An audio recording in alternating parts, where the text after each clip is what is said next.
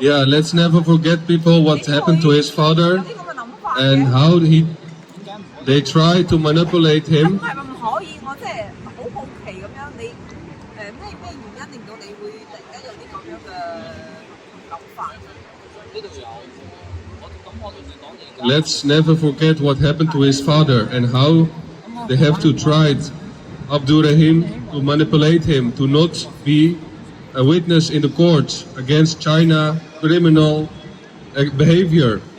He was in exile in 2017, 當然係自由啦。 7 years ago. 啦 Chinese police threatened my brother, forcing him to call me. We even have Chinese police stations in the Netherlands. This is horrible, undemocratic, unsafe for Chinese refugees. But still, he goes strong in faith from God to go to the July 8 to 12 World Citizens Tribunal in The Hague. We hope they will stop Xi Jinping and arrest him, that he will be prosecuted, and all other tyrants, dictators from the CCP party. And they say, they threat him. And they have many sinister plots and have infiltrated every Uyghur family. This is deeply shocking.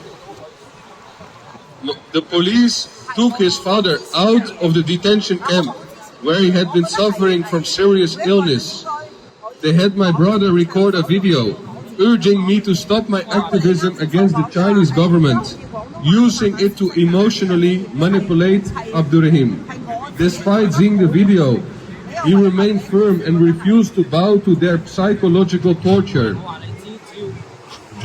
He even used that painful video as further evidence of China's atrocities at the World Citizens Tribunal. The judges, investigators, and even the lawyer appointed to represent the Chinese government were visibly shaken by the overwhelming evidence, and they expressed sympathy for Abdurrahim. When the Chinese government failed to break his spirit, they once again sent his father and brother back to the detention camps.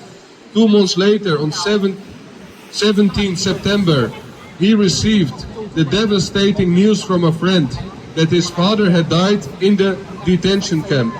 Our condolences. Hearing this broke his heart, but instead of weakening him, it fueled his anger and determination against the oppressive Chinese government. It strengthened him to resolve and continue his fight for freedom and justice for all oppressed people in Chinese occupation.